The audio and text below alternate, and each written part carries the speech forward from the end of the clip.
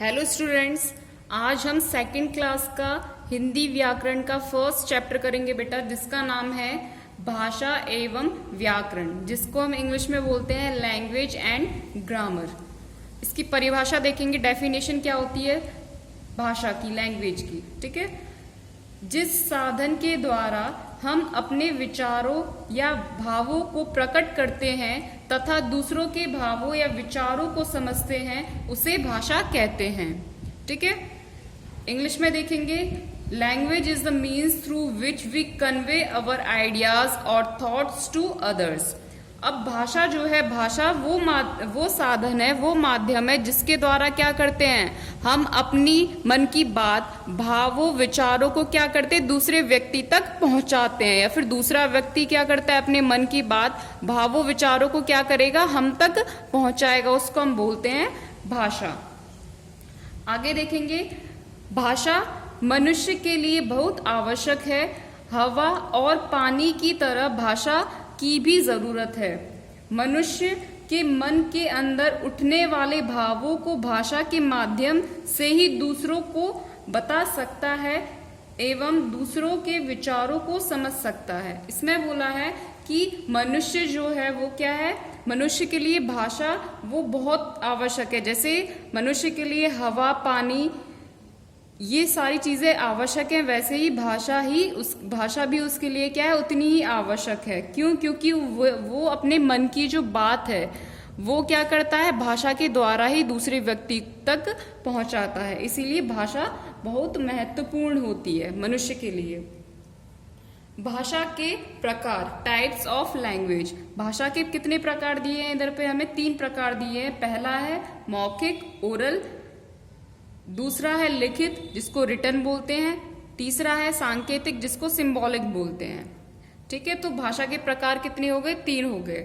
आगे दिया गया है, नीचे दिए गए चित्रों को देखकर समझने का प्रयास करें। आपको क्या करना है, नीचे जो चित्र दिए इनको देखना है और समझना है।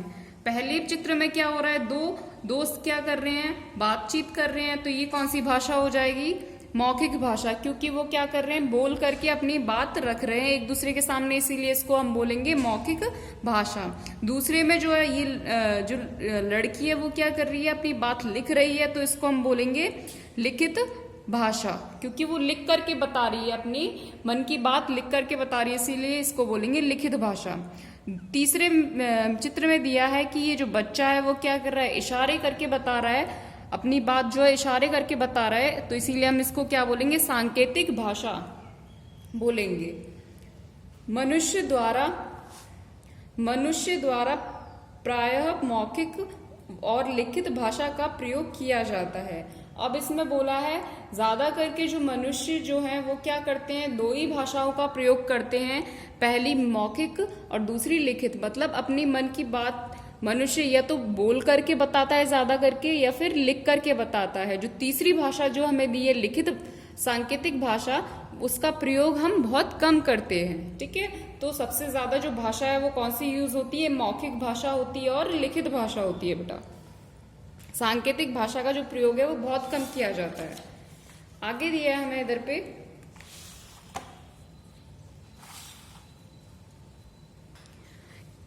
इस प्रकार व्याकरण में भाषा के 3 रूप पाए जाते हैं। कौन कौन से हैं वो देखेंगे हम।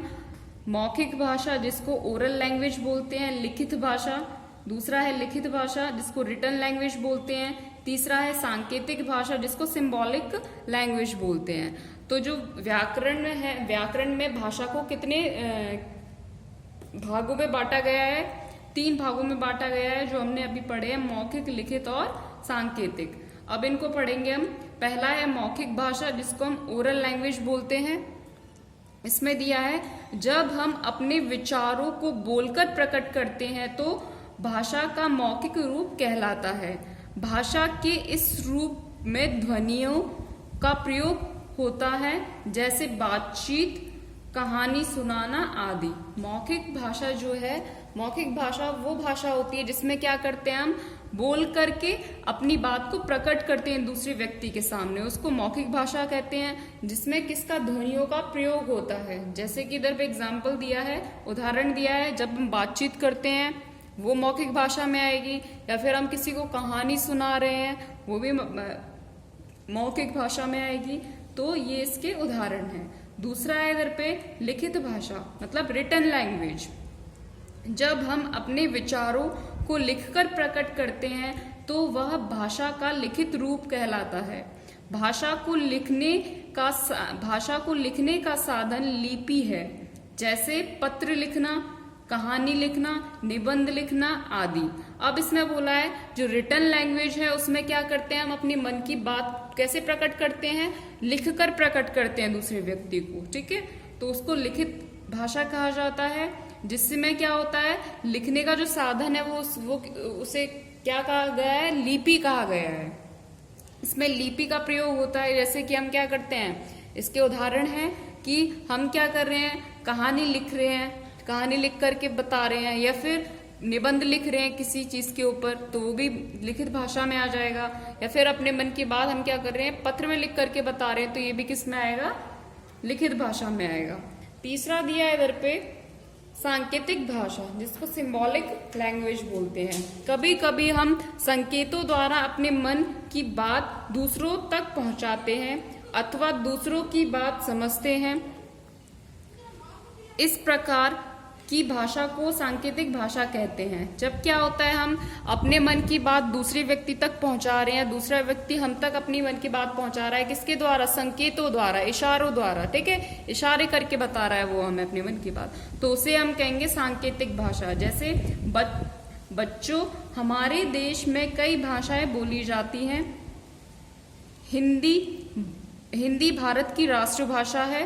कुछ अन्य भारतीय भाषाएं इस प्रकार हैं। अब इसमें बोला है कि हमारा जो देश है वो क्या है, बहुत बड़ा देश। हमारा जो देश है उसमें क्या है, अलग अलग राज्य हैं, तो उधर पे क्या है, अलग अलग भाषाएं बोली जाती हैं, अलग अलग राज्य में अलग अलग भाषाएं बोली जाती हैं।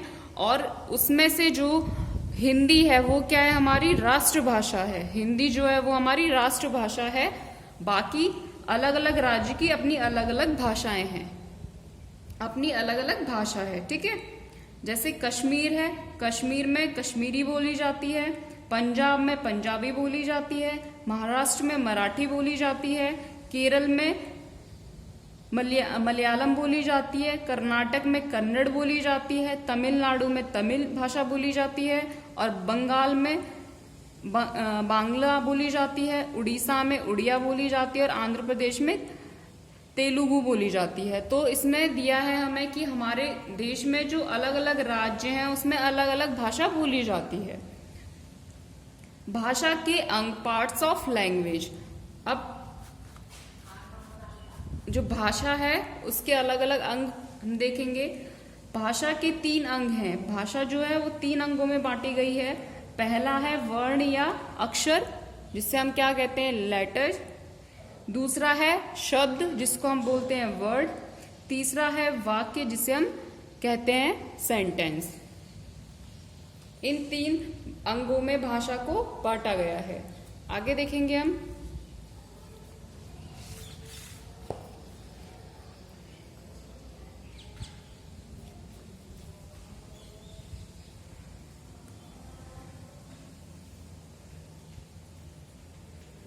वर्णों के मेल से शब्द, शब्दों के मेल से वाक्य तथा वाक्यों के समूह से भाषा की रचना होती है।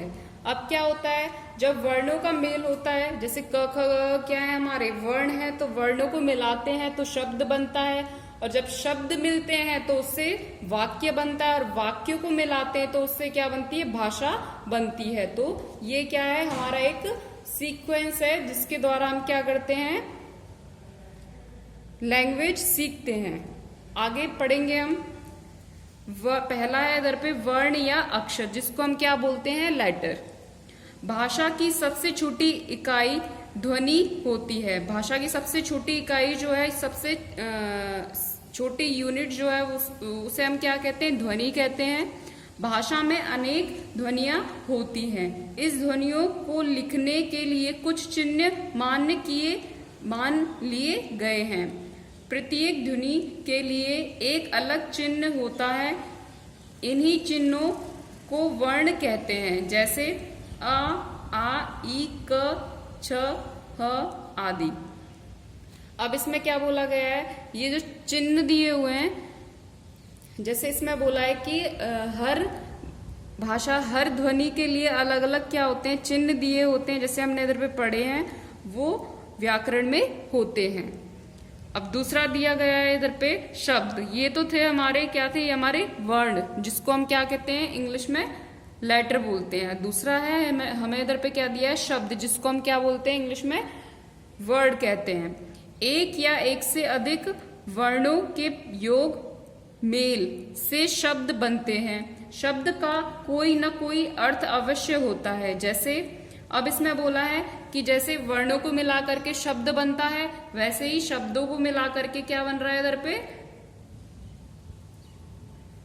इधर पे हमने देखा कि वर्णों को मिला करके क्या, इधर पे जो वर्ण दिए थे वो कौन से थे, आ, ई, क, छ, ह था, ठीक है। लेकिन इधर पे जो वर्ड दिए हुए हैं, शब्द दिए हुए हैं, उनके मेल को मिलाकर के, वर्ण के मेल को मिलाकर के क्या दिया गया है, शब्द दिया गया है, ठीक है।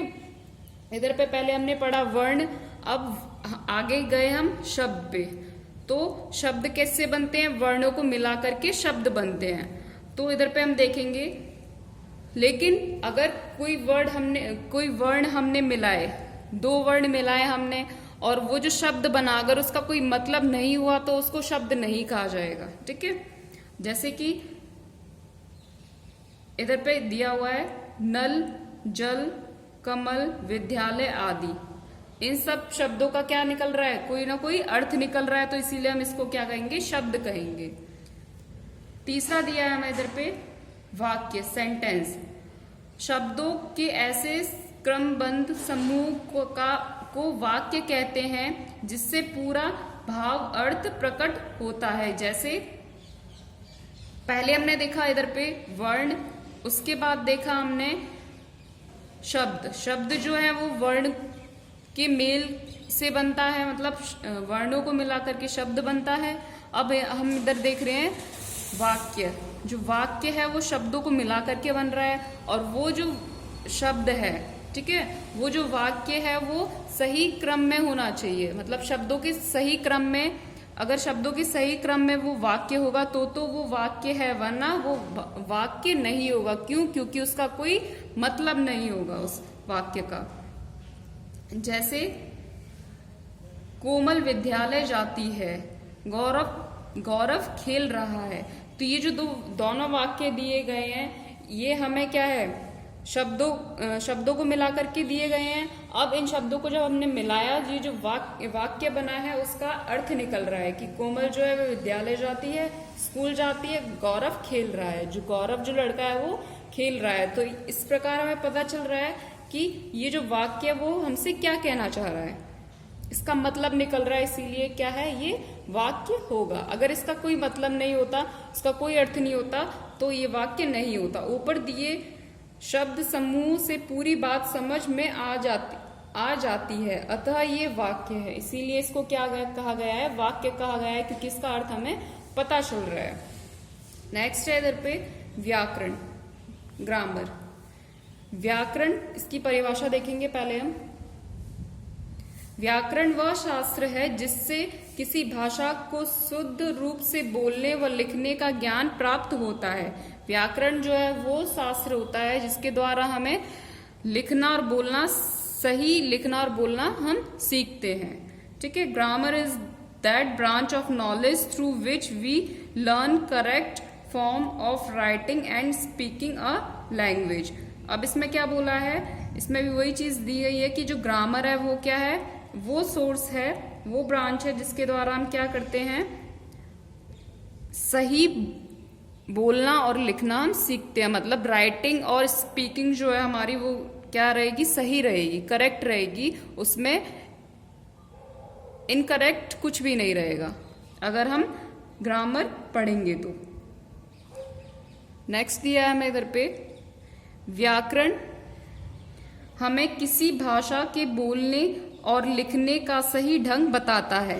व्याकरण भाषा के नियम बताता है। इस प्रकार व्याकरण को भाषा के नियम अवली भी कह सकते हैं। इसमें बोला है कि व्याकरण जो है वो किसी भी भाषा को बोलने और लिखने का हमें सही ढंग बताता है कि कैसे हमें भाषा बोलनी है और कैसे लिखनी है। वो हमें कौन बताता है? व्याकरण बताता है। भाषा जो है, व्याकरण भाषा जो है, इसके नियम होते हैं, रूल्स होते हैं, और इसको हम क्या कहते हैं? इस प्रकार हम इसको क्या कह सकते हैं? भाषा की नियमावली। एक कुशल माली की भांति व्याकरण भाषा को संवार कर उसे शुद्ध और सुंदर स्वरूप प्रदान करता है। ये जो व्याकरण है वो क्या करता है? वो शब्दों को क्या करता है? शब्दों में शुद्धता लाता है और उसको सुंदर बनाता है।